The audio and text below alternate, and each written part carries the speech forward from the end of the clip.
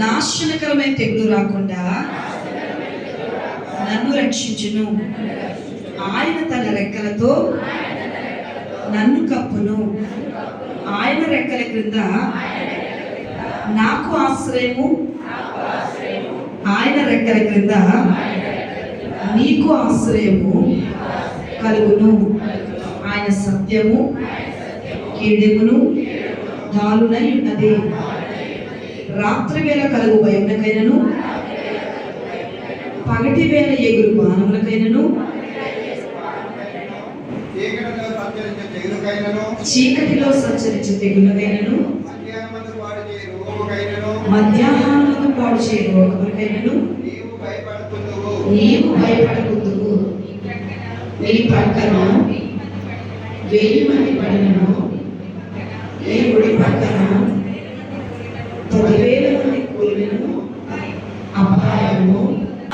అభిషేకం నా తలపైన, ఆత్మ అయిన యేసు నాలోన, అలగననికే నా యేసు రక్షణ, అలగననికే నా యేసు రక్షణ, అలగననికే నా యేసు రక్షణ, అలగననికే నా యేసు రక్షణ. అభిషేకం నా తలపైన, ఆత్మ అయిన యేసు నాలోన, అభిషేకం నా తలపైన, ఆత్మ అయిన యేసు నాలోన. చెప్పండి, అలగననికే నా యేసు,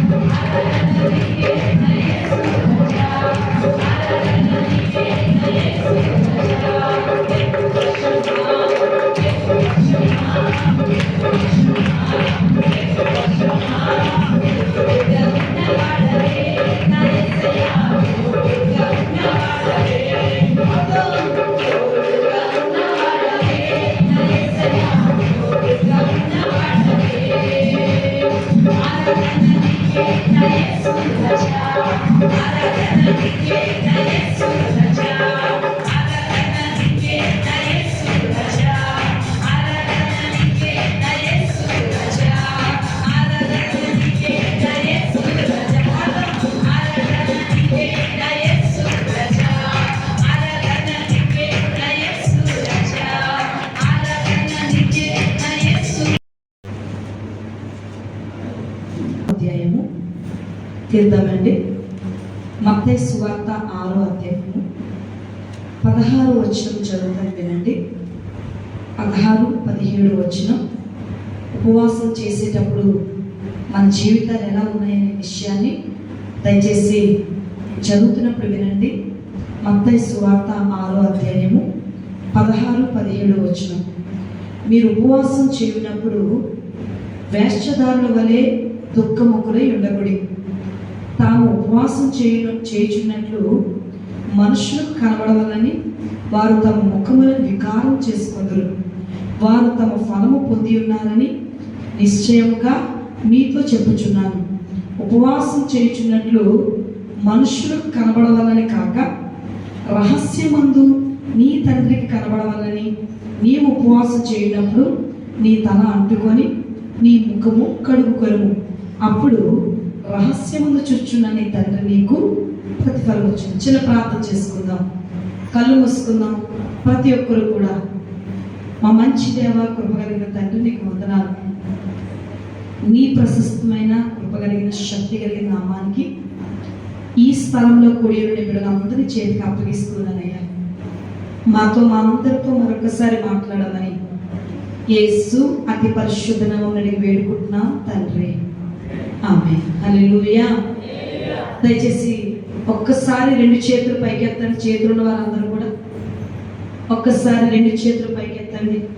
నాకు 2 చేతులు ఉన్నాయి అన్న ప్రతి ఒక్కరు కూడా ఒక్కసారి 2 చేతులు పైకెత్తి హల్లెలూయా, గట్టిగా హల్లెలూయా. దేవుని మాటలు కొద్దిసేపు జాగ్రత్తగా వినడానికి ఇష్టపడదాం. ఉపవాసం చేసినప్పుడట ఒక లక్షణం ఖచ్చితంగా ఒక మనిషి జీవితంలో ఉండాలి. చాలా లక్షణాలు ఉండాలి, కానీ నేను ఒక లక్షణాన్ని మీతో చెప్పాలి అనుకుంటున్నాను. మళ్ళీ మనం ప్రార్థన చేసుకోవాలి. అందరూ నా వైపు చూడండి. చాలా మంది ఉపవాసం చేసినప్పుడు నేను ఉపవాసం ఉన్నాను అని చెప్పుకోవడానికి ఇష్టపడతారు. రెండోది, ఉపవాసం చేసినప్పుడు నేను బలహీనంగా ఉన్నాను, నేను నీరసంగా ఉన్నాను అని చాలామంది వారి యొక్క ముఖాల ద్వారా చూపించడానికి ఇష్టపడతారట. అయితే అలా మనం నేను ఉపవాసం ఉన్నానని చెప్పుకోవడం ద్వారాను, లేకపోతే అలా ఉపవాసం ఉన్నట్లు ముఖం ద్వారా చూపించడం ద్వారానో దేవుని యొక్క ప్రతిఫలాన్ని మనం ఎట్టి పరిస్థితుల్లో అనుభవించలేము. దేవుని ఫలం మనం అనుభవించాలి అంటే దేవుడు ఒక లక్షణం చెప్తున్నాడు. ఆ మాట విని ముందుకు వెళ్దాం. చూడండి 16వ వచనం 17వ వచనంలో చూడండి. ఉపవాసం చేయుచున్నట్లు మనుషులు కనబడవాలని కాక రహస్యమందున నీ తండ్రికి కనబడవాలని నీవు ఉపవాసం చేయనప్పుడు నీ తల అంటుకొని నీ ముఖము కడుక్కొనుము. ఎవరికి కనబడాలట? రహస్యమందు చూచుచున్న మన తండ్రికే మనం ఉపవాసం ఉన్నట్లు కనబడాలి. బైబిల్ గ్రంథంలో చాలా మంది ఉపవాసం చేశారు. వారిలో ఉపవాసం చేసిన వారిలో నిన్న చెప్పాను, మొట్టమొదటిగా ఉపవాసము ఎందుకు, ఎప్పుడు, ఎలా మొదలు పెట్టారని. ఎవరు మొదలు పెట్టారు? యాకోబు కుమారుడైన లేవీయులు వారి జీవితంలో జరిగిన నష్టాన్ని బట్టి, వారి జీవితంలో జరిగిన తన భార్య విషయంలో జరిగిన అత్యాచారాన్ని బట్టి 11 గోత్రముల వారు ఉపవాసం ఉండి దేవుడి సన్నిధిలో మొరపెట్టినప్పుడు బెన్యామీల మీద నుంచి దేవుడు జయమిచ్చి దేవుని నామములో సమాధానం అనేది ఇశ్రాయేలు ప్రజలకు దేవుడు అనుగ్రహించారట. అది ఉపవాసం బైబిల్ గ్రంథంలో మొట్టమొదటిసారి మరి వాళ్ళు మొదలుపెట్టి జయాన్ని పొందారు. వాళ్ళే కాదు, బైబిల్ గ్రంథంలో నెహెమ్యా అనే వ్యక్తి ఉపవాసం ఉన్నారు. వాళ్ళే కాదు, బైబిల్ గ్రంథంలో ఎస్తేరు అనే స్త్రీ ఉపవాసం ఉంది. వాళ్ళే కాదు, బైబిల్ గ్రంథంలో 90 సంవత్సరాల వయసులో దానియేలు కూడా ఉపవాసం ఉన్నాడు.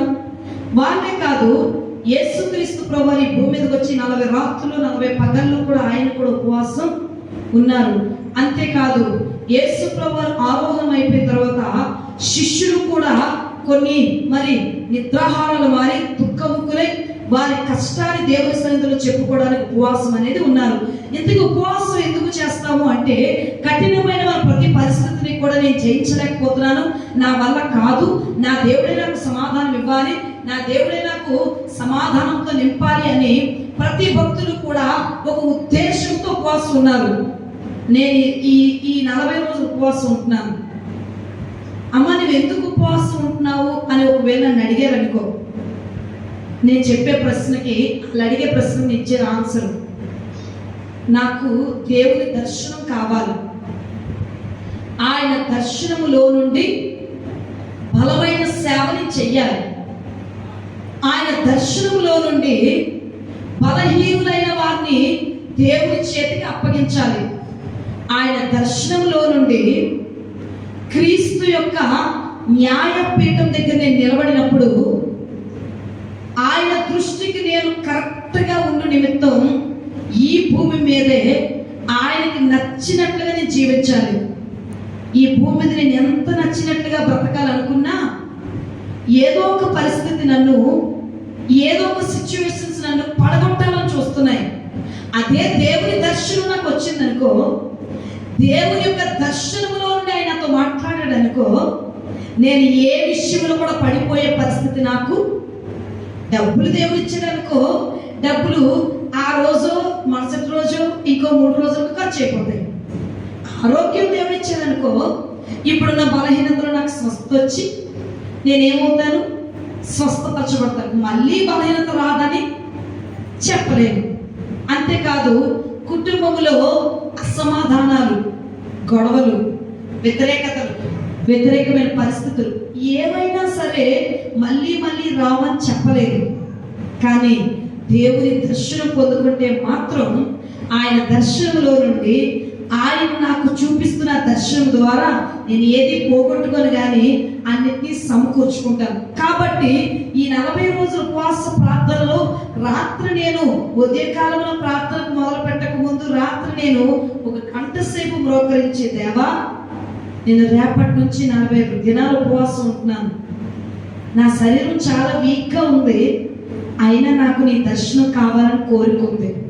ఈ కోరిక నాకు తీరాలి అంటే కఠినమైన మరి ఈ ఉపవాసంలో, లేదు అంటే నేను చేయాలనుకుంటున్న ఉపవాస ప్రార్థనలో నాకు శక్తినిచ్చి ఈ 40 రోజులలో నాకు నీ దర్శనం చూపించవా అని నేను అడిగాను.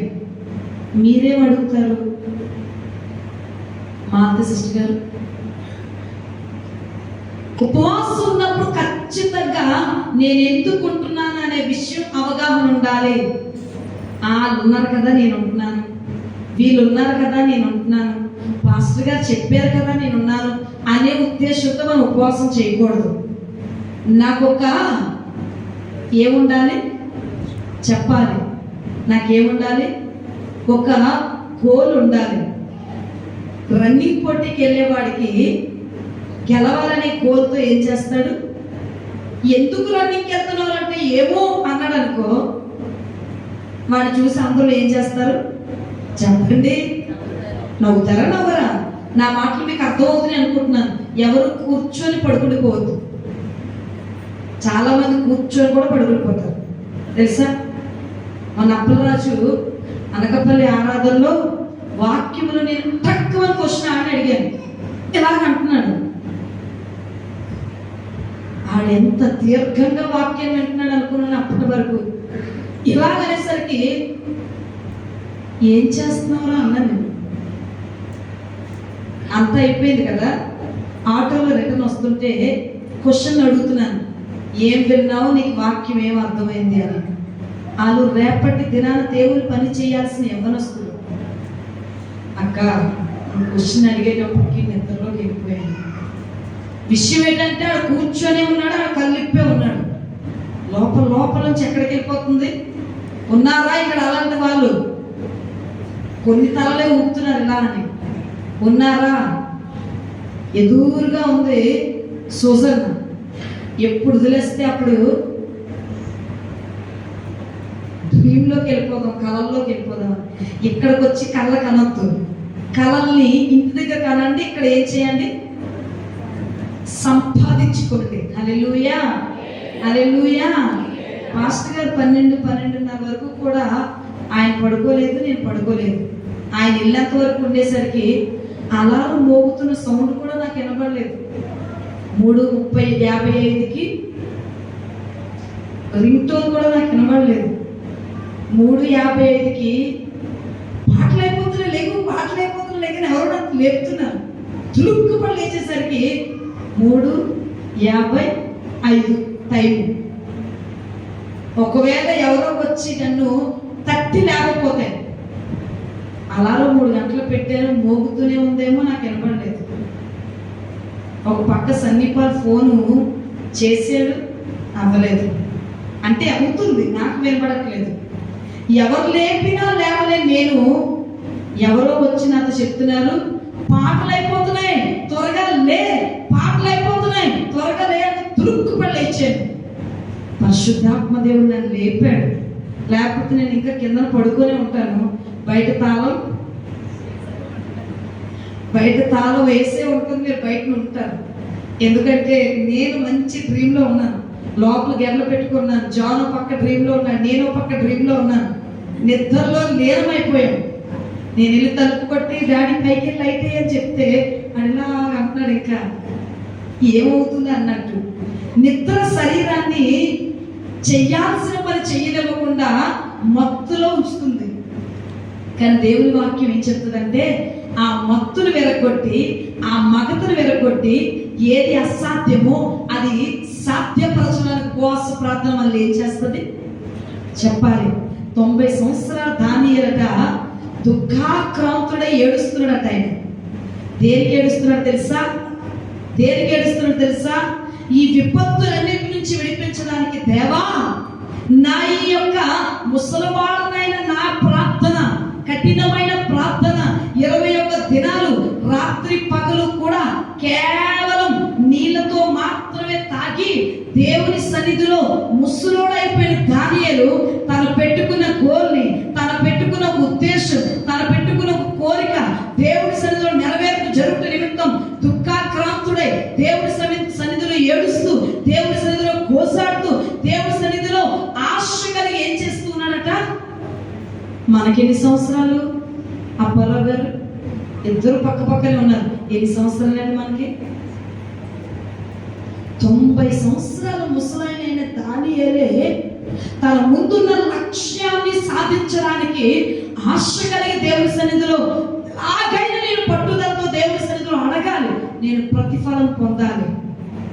ఎస్తేరు 3 రోజులు ఉపవాస ప్రార్థన చేసి తన దేశాన్ని రక్షించుకుంది. నెహెమ్యా 21 రోజులు ప్రార్థన చేసి తన మందిరాన్ని మరలా ఇరిగిపోయి కాల్చివేయబడిన, శత్రువుల చేతిలో కాలిపోయిన మందిరాన్ని మళ్ళీ లేపగలిగాడు. దేవుని నామములో శిష్యులు అనబడిన వారు ప్రార్థన చేసి ఆ భయంకరమైన విపత్తుల వంటి శోధనలో నుంచి సంఘాన్ని కాపాడుకోగలిగారు. ఈరోజు నీకుందా గోలు? నీకుందా దేవుని సన్నిధిలో ఈ 40 దినాలలో నేను చేస్తున్న మొరలో, నేను మొరపెడుతున్న మొరలో నా దేవుడు నాకేమి ఇవ్వాలి? ఖచ్చితంగా సమాధానం ఇవ్వాలి. ఆయన ఇస్తారు. నిజముగా మొరపెట్టే వారికి ఆయన సమీపంగా ఉన్నాడు. మన దేవుడు చెవులుండి విన్నవాడు కాదండి, మళ్ళీ చెప్తున్నాను. నోరుండి మాట్లాడని వాడు కాదండి. దేవుడు మన దేవుడు చూచుచున్న దేవుడు. ప్రతి ఒక్క మరి జీవితాల్లో, ఆరాధనలో ఆయన అందరి మీద చేతులు పెట్టాలనుకుంటున్నాడు. పేరుకి ఇక్కడికి వచ్చి కూర్చున్నారు కానీ ఆరాధనలో 22 మంది మీద దేవుడు చెయ్యి పడలేదు. ఎంత దౌర్భాగ్యమో!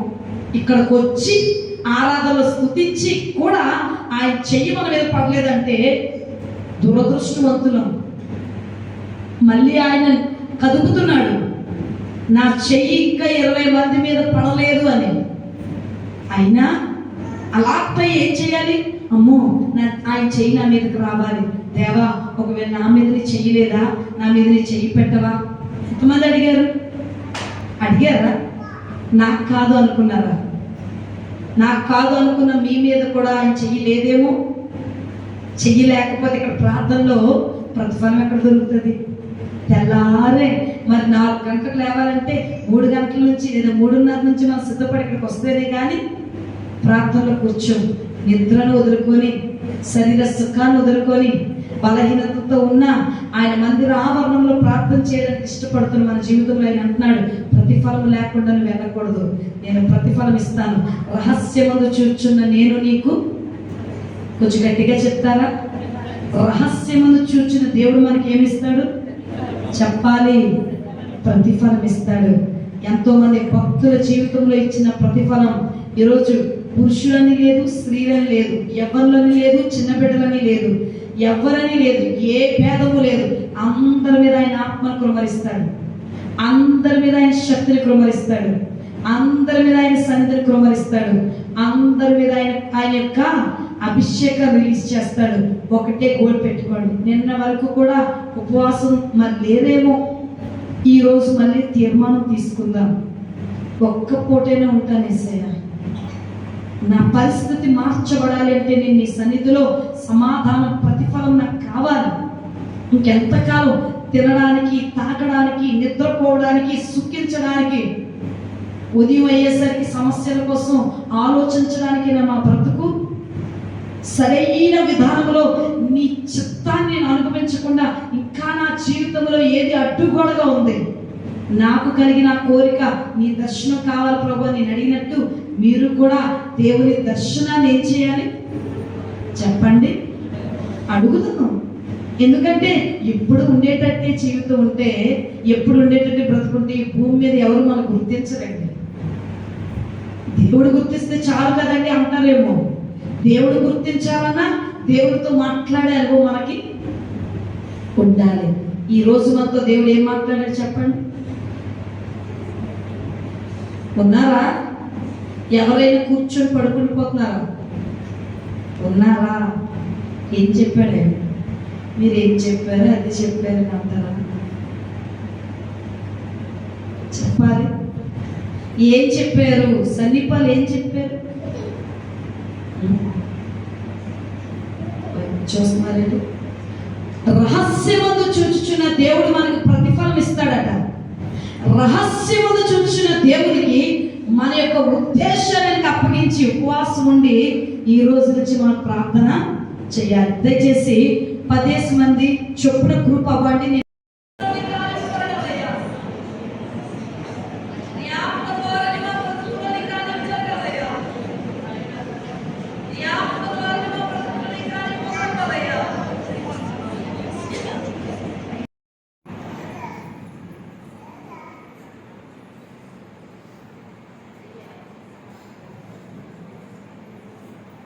ప్రార్థన చేసుకుందాం.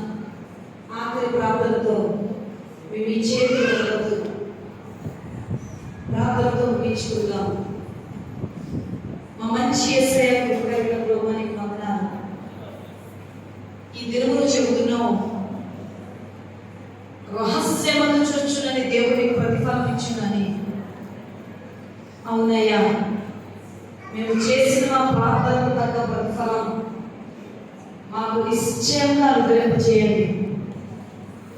పరిశుద్ధాత్ముడా, ప్రార్థన కూడికలో దేవుని యొక్క మహాప్రసన్నత మన మధ్యకు వచ్చి మనతో మాట్లాడి మన ఉద్దేశాలు కాకుండా ఆయన ఉద్దేశాలు మనం తెలియజేసేలాగున విశ్వాసంతో అందరూ ఏకీభవిద్దాం. కళ్ళు మూసుకుందాం, మోకరిద్దాం. దేవుని యొక్క కృపలో సమస్త ఆయన శక్తిని మనం సంపాదించుకుందాం. ప్రార్థన చేసుకుందామండి. సకలాశీర్వాదాలకు కారణభూతులైన ప్రియ పరలోకపు దేవా, అయ్యా, నిన్న నేడు రేపు నిరంతరం ఏకరీతిగా మంచి యేసు రాజా నీకు వందనాలు ప్రభా. సంఘమంతటి బట్టి మనకొకసారి స్తోత్రాలు చెల్లిస్తున్నాను. అయ్యా, బిడ్డలందరినీ తన ఆశ్రయం వచ్చిన వారందరినీ దీవించండి. ఇప్పుడు రావాల్సిన వారందరినీ తోడుకురండి, నడిపిస్తున్న మీద నీ ఆత్మను ప్రవహించండి. అయ్యా, దాన్ని బలహీనులుగా దాన్ని ప్రభావాన్ని నమ్మక నీ ఆత్మ సహాయం చేత బలవంతురాలుగా నన్ను మార్చండి. జరుగుతున్న దాన్ని ప్రభావ ప్రార్థన అంతటి మీద నీ శక్తిని విడుదల చేసి మరొకసారి మాతో మా అందరితో మాట్లాడుకోమని, నీ తల్లి ప్రభావం గొప్ప కార్యాలు మా జీవితంలో మొదలుపెట్టమని వినే చెడు గ్రహించే హృదయం దయచేయమని యేసు అతి పరిశుద్ధమైన వేడుకున్నా తండ్రి.